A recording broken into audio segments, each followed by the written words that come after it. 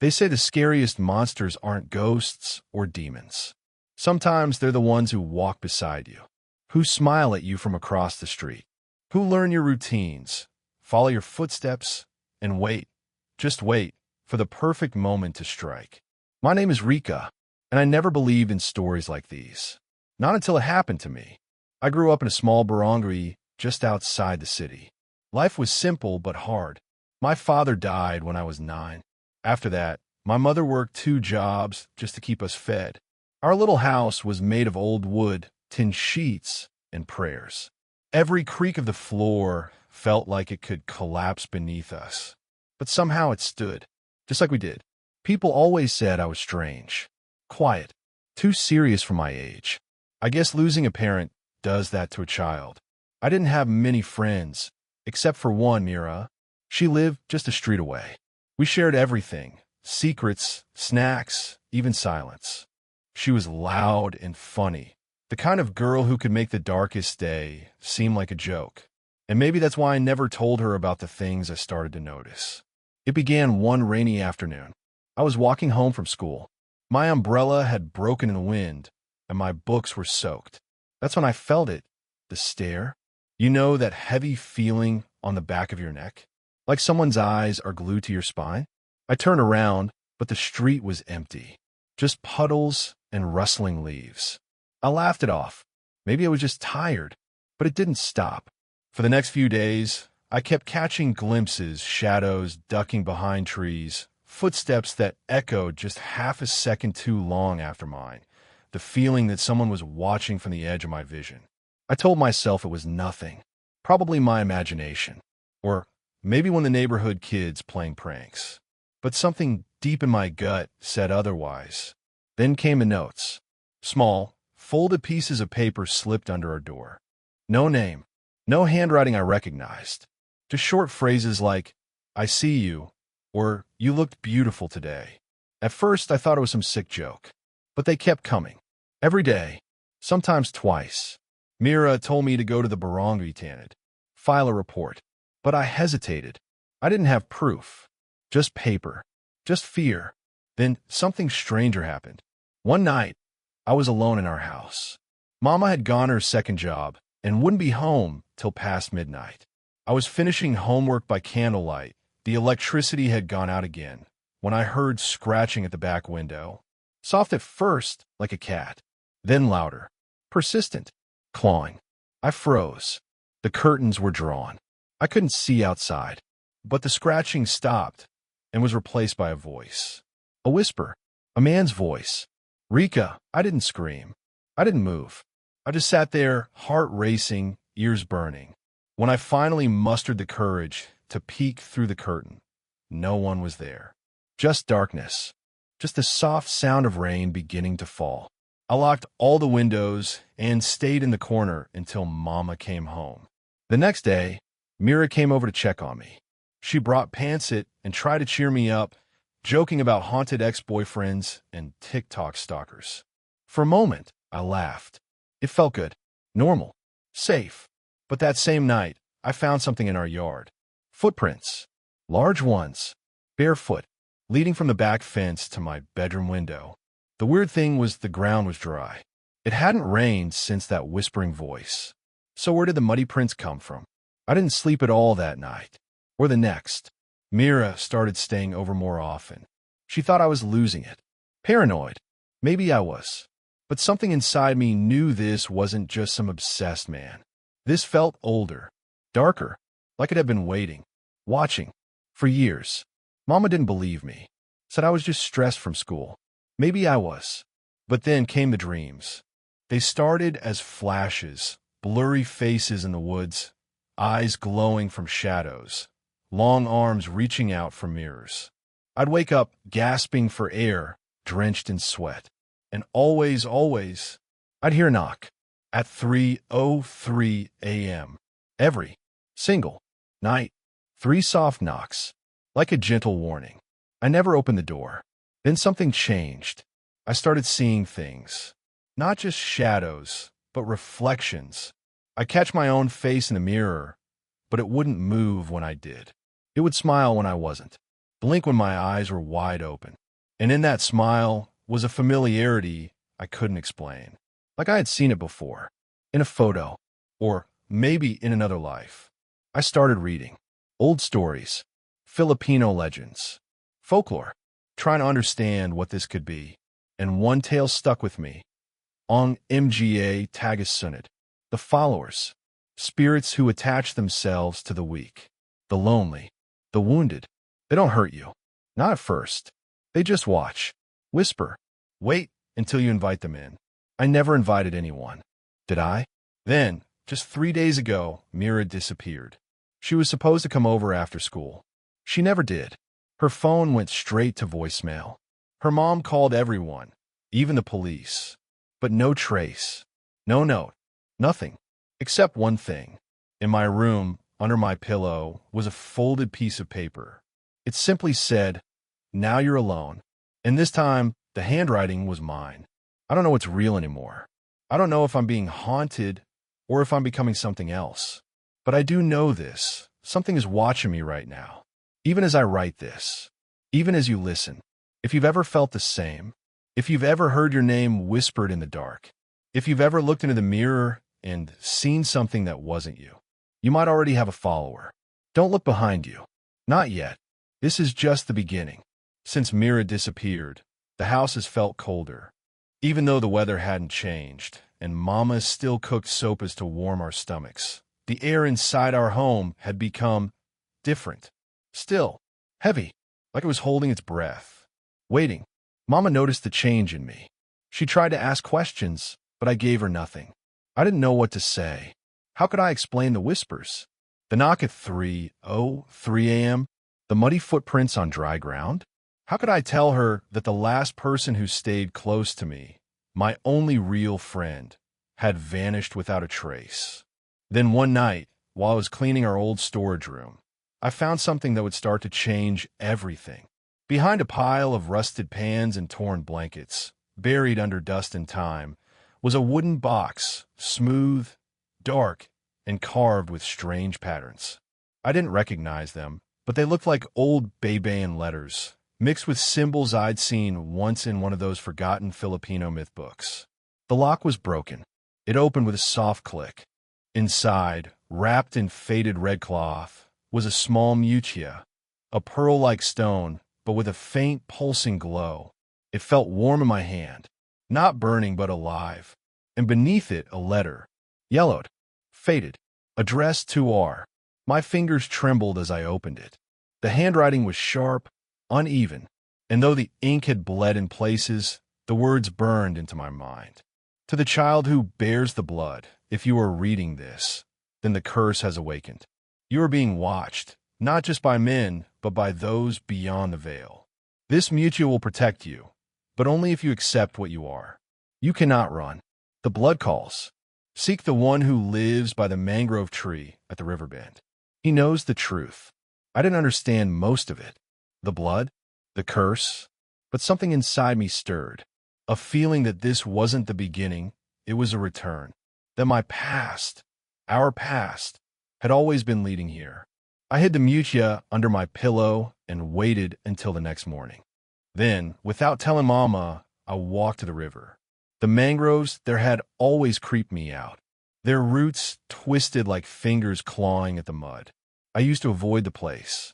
But now, it was the only clue I had. That's when I saw him. An old man sitting on a log, barefoot, with long gray hair tied behind his head. His eyes were cloudy but sharp, like he could see things others couldn't. He was humming, a strange tune that felt both ancient and familiar.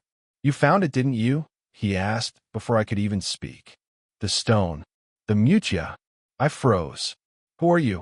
"I go by many names, but most call me Lolo Doro. I've been waiting." He stood and beckoned me to sit beside him. What he told me next tore everything I believed apart. My family, we weren't just poor, struggling people in a forgotten barangay. We were descendants of Tagapang Galaga, guardians of balance between the seen and unseen. A bloodline once tasked with keeping the supernatural world from overflowing into the human realm. But many generations ago, something happened. A betrayal. One of our ancestors made a pact with the Swangs, creatures that had once been allies, but hungered for power. The result was a curse, one that would echo through the bloodline, awakening once every few decades in a chosen descendant. That descendant was me. "The knock you hear at 3:03? Lolodoro said, looking at me with sad eyes. "It is a signal. The Aswangs have sensed the awakening. They're trying to break the barrier between their world and ours. And you are the gate." I felt my stomach drop. "But Mira, my friend, she vanished." "She didn't vanish," he interrupted. "She was taken. They want to weaken you, isolate you, make you doubt everything until you surrender." I wanted to scream, to run, but I couldn't. Something inside me had already shifted. My dreams, the whispers, the mirror, it was all real. All of it. Lolodoro took out a small pouch and handed it to me. Inside were dried herbs, an old coin, and a shell, kabibi, carved with Bebe markings. "This," he said, "is your first Penangalang. Keep it close. The Mutia hides your presence, but this repels minor spirits. And you'll need both if you're to survive the next full moon." I looked at him. "Why now? Why me?" "Because your mother tried to stop it," he said slowly. "She broke tradition. She hid the Mutia, tried to raise you away from the calling. But fate has a long memory." I thought back to Mama. The nights she cried when she thought I was asleep. The way she locked every door, every window, even in summer. The way she avoided certain questions. She knew. She always knew. When I returned home that evening, Mama was waiting on the porch. Her face was pale, her eyes tired. "You went to him," she whispered. "Not angry, not surprised, just resigned. Why didn't you tell me?" I asked. She looked at me for a long time. Then, with trembling hands, she brought out an old photo. It showed her as a young girl, standing beside a woman who looked just like me, holding the same glowing mutia. "That was my sister," she said. "Your Tita Lenny. She was the last chosen one. She didn't make it." And that's when I understood why Mama had hidden everything. Why she feared this so deeply. She hadn't just lost a sister. She'd lost her to the very curse now awakening in me. Over the next few nights, I began to feel it more. The shift. My senses grew sharper. I could hear whispers in the wind, see outlines where no one stood. Shadows lingered longer than they should. The line between this world and the other was thinning. Lolodoro began training me, not with weapons, but with rituals. Old chants, fire circles, protection sigils written in ash. He taught me how to blend herbs, how to sense incoming spirits, how to call upon my ancestors in silence. But it was hard. I kept messing up. I couldn't focus. The fear was constant. And worse, the darkness was creeping in, whispers that grew louder, dreams that turned violent. One night I saw Mira, in my dream. She stood at the edge of a forest, eyes empty, mouth sewn shut. Behind her were tall figures cloaked in shadow, with long arms and smiles too wide to be human. And they were calling my name. When I woke up, there was blood on my pillow. My own nose had bled. And beside me, a new note. "You're almost ready. They're watching me. And I don't know if I'm meant to fight them, or become one of them." The nights started to feel longer after that dream with Mira. Even when the sun was up, the shadows seemed to cling to the corners of our home. I barely slept. The Mutia stayed with me all the time now, hanging from a thin string around my neck. I could feel it pulse sometimes like a second heartbeat. It gave me a little comfort, but it also reminded me that I was never alone. Not anymore. Lolodoro said the full moon was near, and with it, the veil would thin even more. But he never said it would be this hard. Every day since my dream, I've been training harder, memorizing chants, drawing protection circles, burning herbs that smelled like old memories and smoke. My hands were stained with ash, and my throat hurt from the old words I had to repeat again and again. But what hurt more was the silence at home. Mama barely looked at me now. Sometimes I caught her staring, like she wanted to say something, but then she'd turn away. I didn't push. A part of me was angry, but a bigger part of me was scared to hear the truth. Because deep inside, I already knew it. She had lied to me. She had kept everything hidden. About my blood. About the Mutia. About Tita Lenny. About all of it. And maybe, just maybe, she was hiding even more. One evening while she was cooking, I finally asked her, "What happened to your sister?" She paused, her back still turned. "She chose them," Mama said, almost in a whisper. My heart sank. She became like them? Mama nodded slowly. The fear, the loneliness, it changes people. Lenny gave in. She thought they'd stop haunting her if she gave them what they wanted. I wanted to ask what that was, but I already knew. Me. I left the kitchen quietly. I didn't want to cry where she could hear.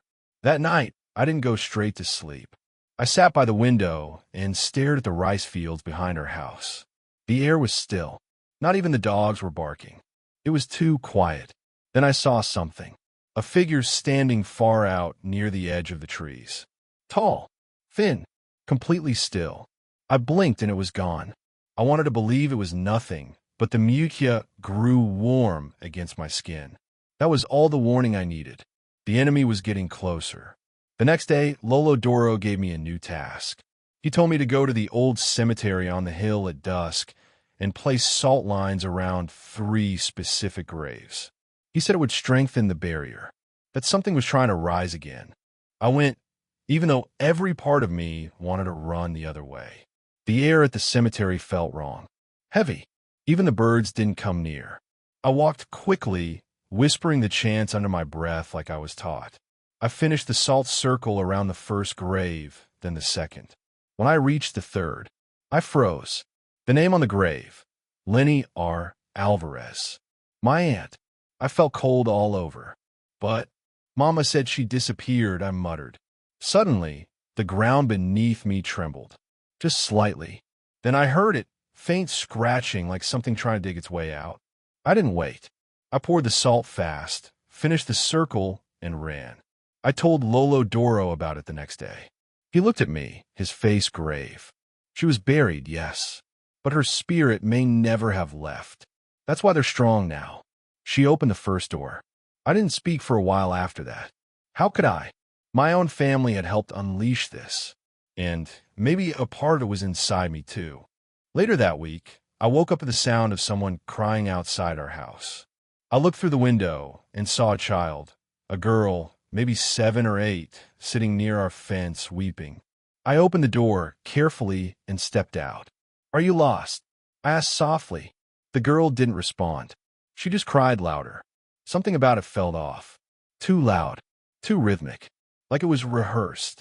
I took a step back, and that's when she looked up. Her eyes were black. No whites, no pupils, just endless dark. She grinned. Then her body twisted in a sick, jerking motion before she darted into the woods, faster than anything human.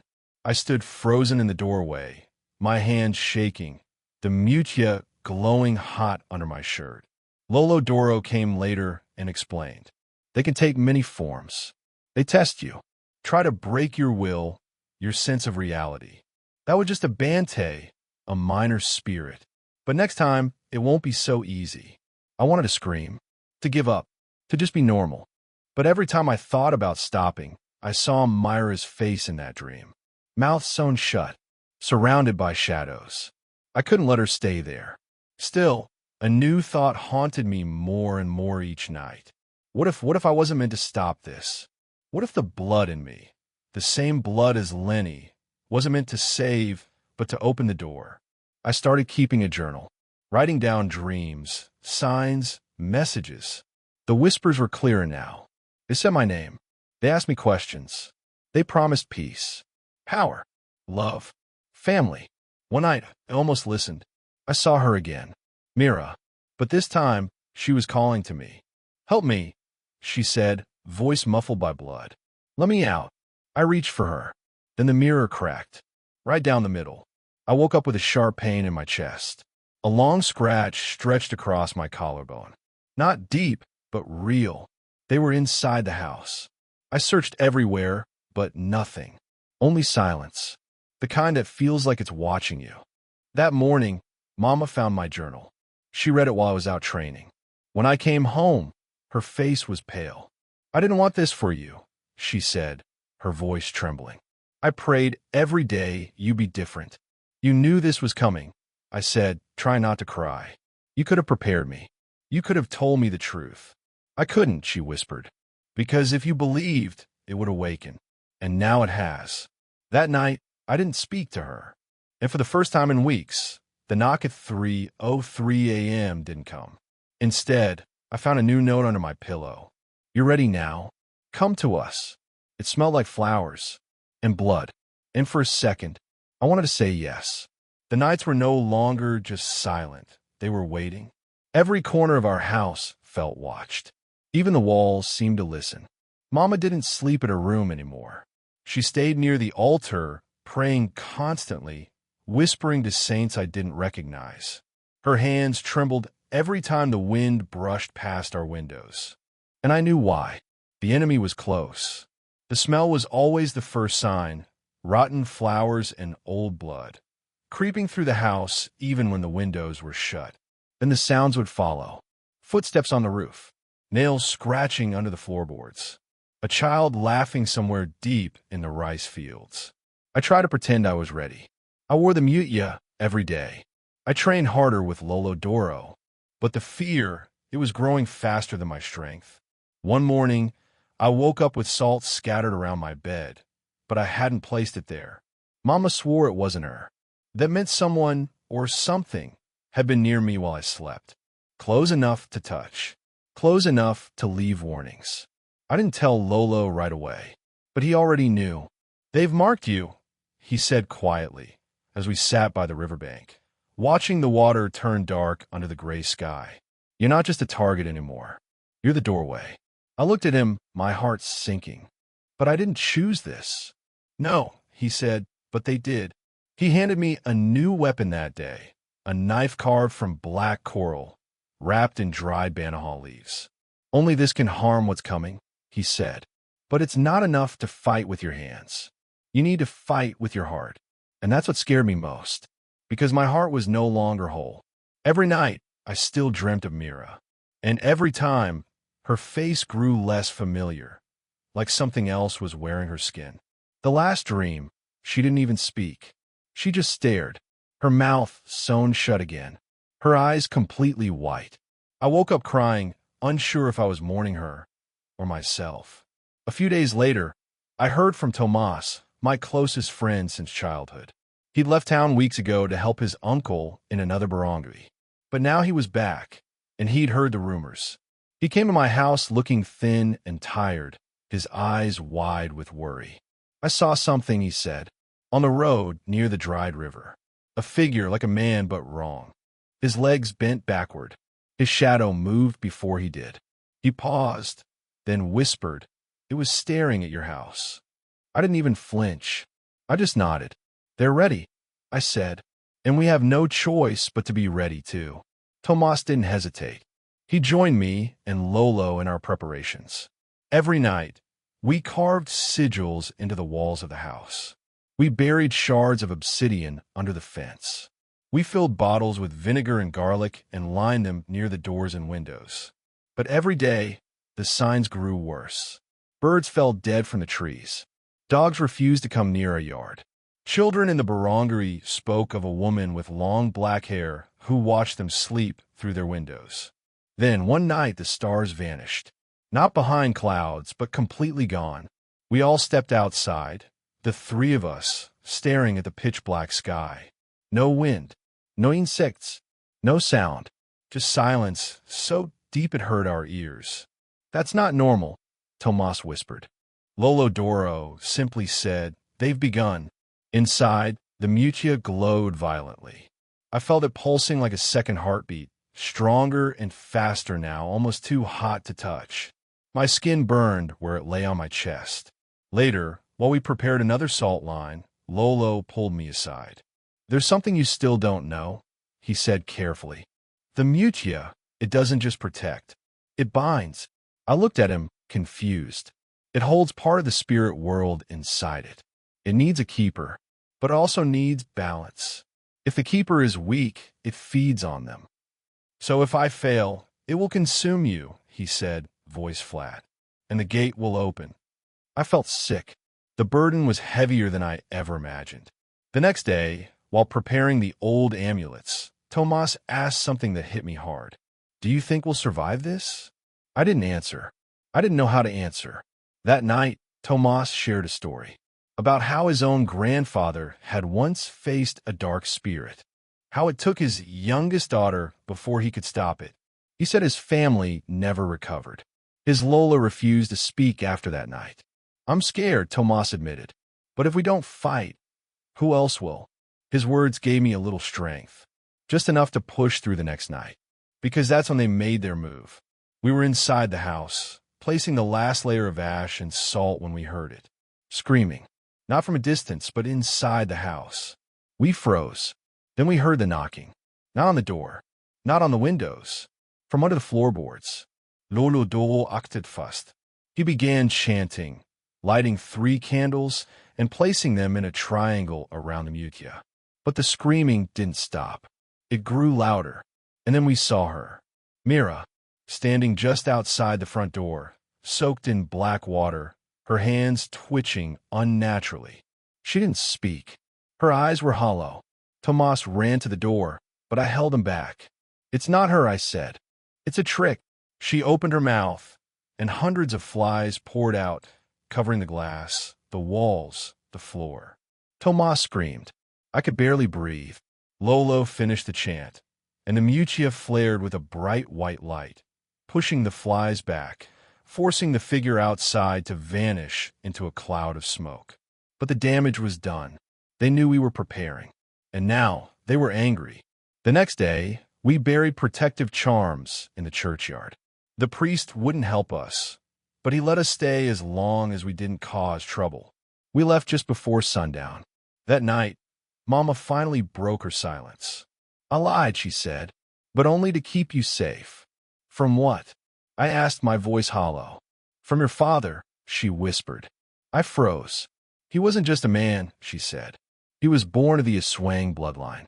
Half of you comes from him. That's why they want you back. That's why you feel the pull. My knees buckled. I didn't cry. I couldn't. So that was it. I wasn't just chosen. I was born for this. Part of me was theirs. Tomas sat beside me later. He didn't say much. Just placed his hand on my shoulder and nodded. Whatever came next, we would face it together. But deep inside, I felt it. The pull of the dark. The hunger. The voice in my dreams that sounded more like me every time. The final night was coming, and I wasn't sure whose side I truly belonged to anymore. That night, I couldn't sleep. The truth about my father played over and over in my head. A swang. My blood wasn't pure. Half of me belonged to the enemy.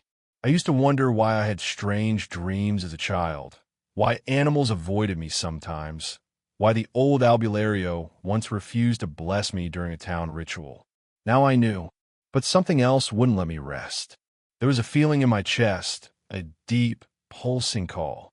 Not from a mutia. This one was older, darker, almost familiar, as if something buried inside me was finally waking up. Or worse, waiting for permission. The air was thick. Even the shadows in my room moved differently. Just before dawn, I saw him.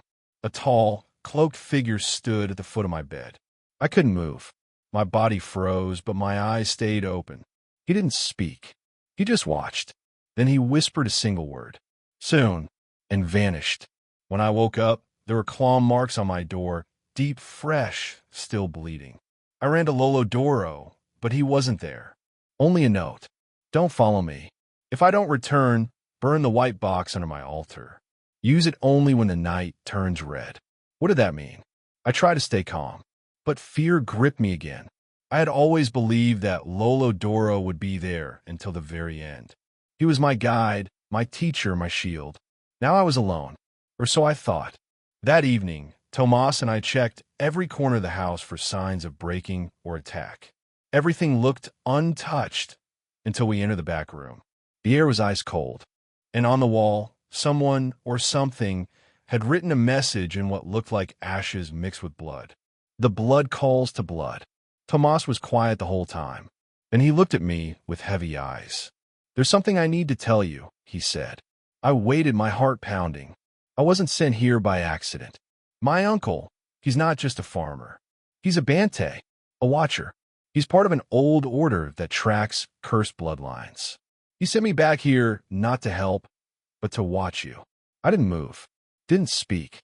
He continued, but when I saw what you were going through, I couldn't just stand by. I chose to fight with you. I swear it. It was betrayal, but also not. He had still stayed, still risked his life. And in that moment, I knew he was telling the truth. But now the bigger truth stung even more. Others knew. Others had known what I was long before I did. And they had watched me, waited for me to either fall or become the weapon they feared. That night, I opened the white box from Lolo Doro's altar. Inside was a single mirror shard wrapped in black cloth. As soon as I touched it, I saw a vision, brief but clear. Lolo Doro, chained to a stone pillar, surrounded by creatures with white eyes and broken limbs. One of them leaned close to him and whispered, "The boy will choose us." I dropped the mirror, gasping. My hands burned. Tomas helped me up, but I couldn't speak. My vision blurred. My ears rang. Then I heard another voice inside my head. "We don't want to destroy you. We want you to lead us." I screamed, but no sound came out. The days after that were worse. Dreams turned to nightmares. The mutia grew dimmer each day, as if something inside me was poisoning its light. Tomas tried to protect me, but I could see it in his eyes. He was afraid of me now, and he had every right to be, because I started seeing through their eyes. Not just the Aswangs, but the others too. The cursed, the broken, the undead. I felt their anger, their hunger, but also their pain. They didn't just kill. They were once human too. Some cursed, some betrayed, some sacrificed. And in a strange way, I felt like one of them. One night, I stood by the riverbank and saw my reflection change. My eyes turned pitch black for a second. My teeth sharpened. Then I blinked, and I was normal again. I fell to my knees, shaking. Tomas rushed to me. "We need help. Someone stronger. Someone older than Lolo." But who? The answer came the next morning. An old woman appeared at our gate, dressed in white, carrying a bundle of dried herbs and a golden kabibi. "I was sent by Doro," she said. "He knew this day would come." Her name was Apong Liwei, and she was no ordinary albularia. She was part spirit, bound to our land long ago after she made a pact to protect it. Her age was unknown. Her eyes held lifetimes of memories. And when she looked at me, she didn't flinch. "You're not cursed," she said. "You're a crossroad. Two worlds inside one heart. But if you don't choose soon, they'll both collapse." She explained that the real war wasn't just between good and evil. It was between balance and chaos. "The Aswangs want you not to destroy you," she said, "but to use your blood to break the seal. You are the key, the bridge.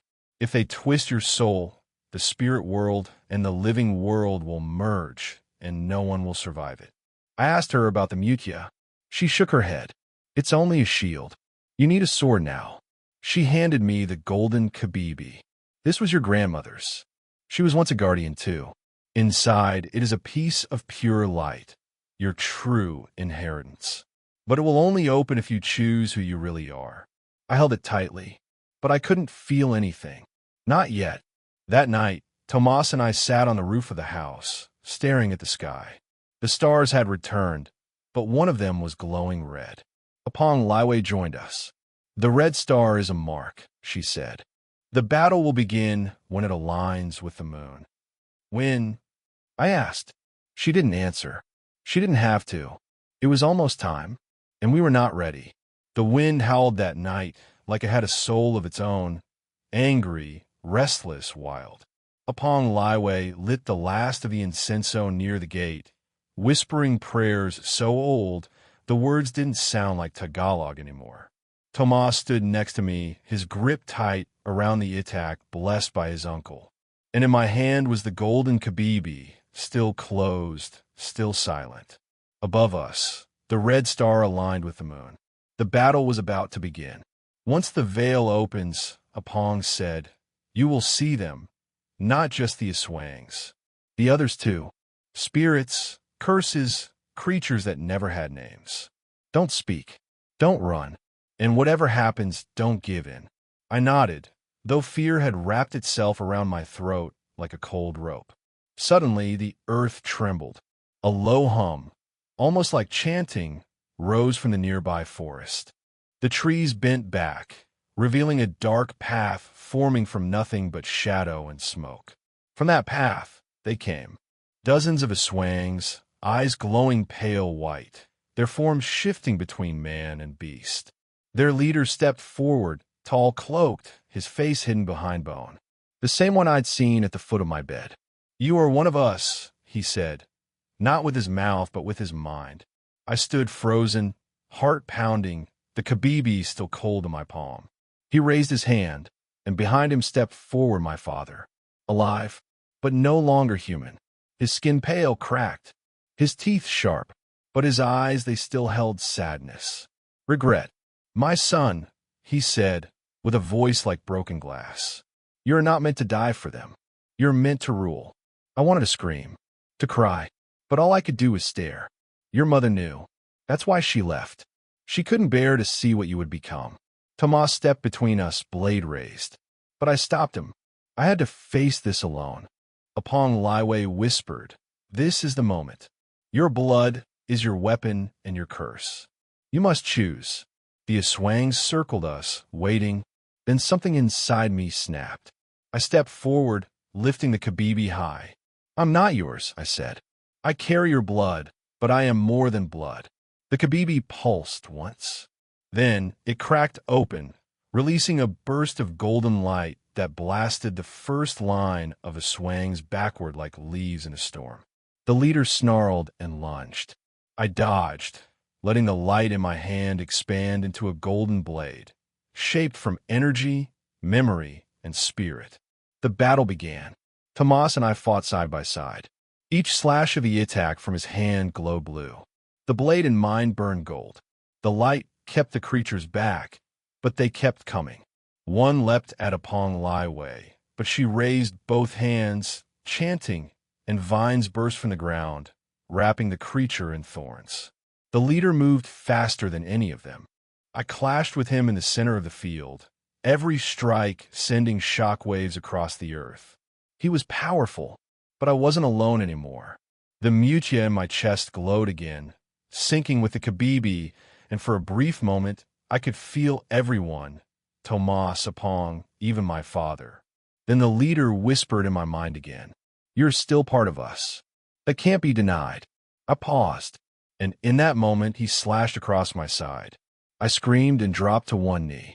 The golden blade flickered. He stepped closer, raising his own weapon, a black, twisted spear. This is your nature.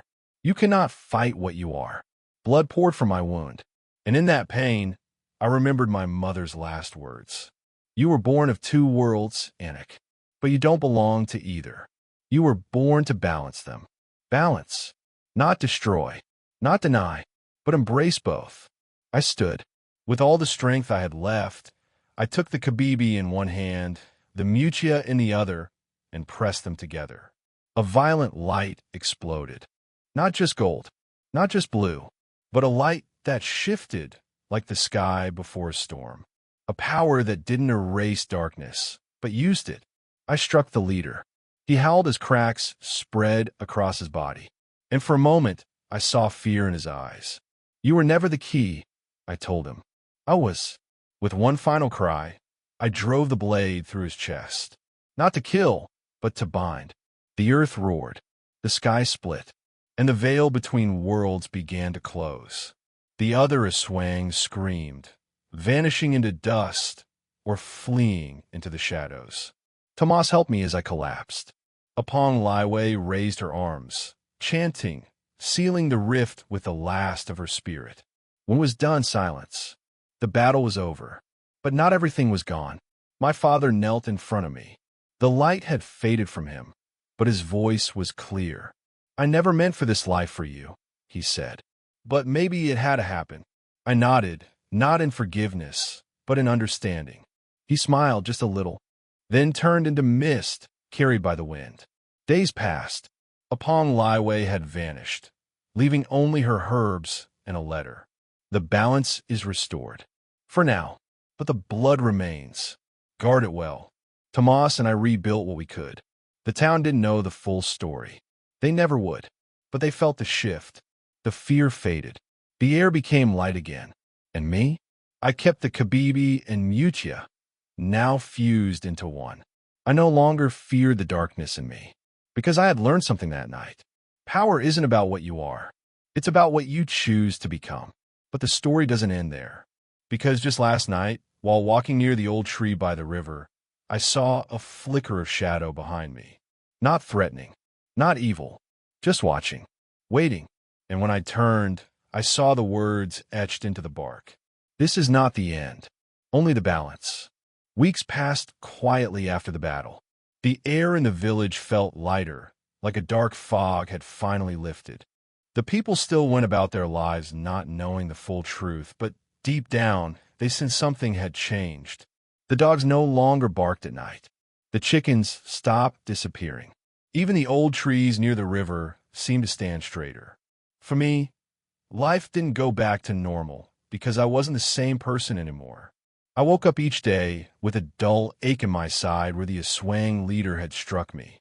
The scar reminded me of what I had faced and what I had become. Some nights I dreamed of him, his voice echoing in my mind, not threatening anymore, just tired. The Kabibi and Mutia now rested in a wooden box beside my bed. I hadn't opened it since the battle. It pulsed softly sometimes like a heartbeat, a reminder that the power was still there, waiting. Tomas and I kept close. We didn't talk much about what happened, but our silence was full of understanding. He helped me heal, and I helped him rebuild his uncle's farm. Life somehow moved forward. One afternoon, while repairing the gate at the back of the house, I found something buried beneath the old stones, a small, rusted pendant shaped like a crescent moon. I held it up to the light, and suddenly I was overwhelmed with a vision. My mother, standing at the edge of the forest, holding the same pendant. She was younger, smiling, but her eyes were full of sorrow. That night, I went back to Apong Liwei's abandoned hut. I hadn't been there since the battle.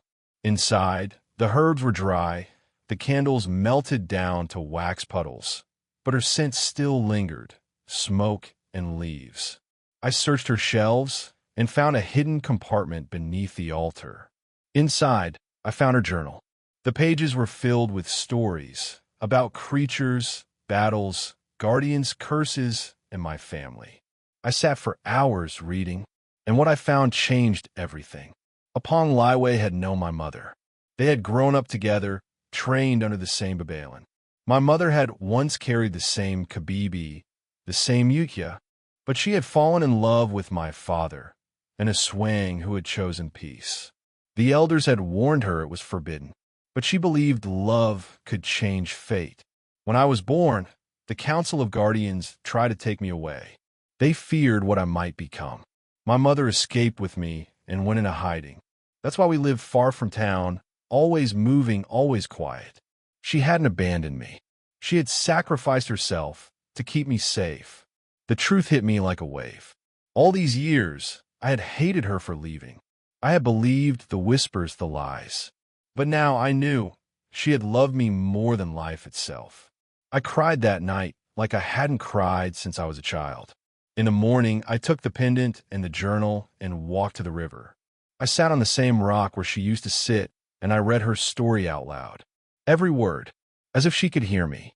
Maybe she did, because as I finished the last line, a gentle breeze passed by, and I felt warmth on my shoulder, like a hand. I whispered, "Thank you, Ma." From that day on, I made a choice. I wouldn't run for my blood. I wouldn't fear the darkness in me, but I also wouldn't let it consume me. I started helping people again, but in a new way. I became the one they called when something strange happened.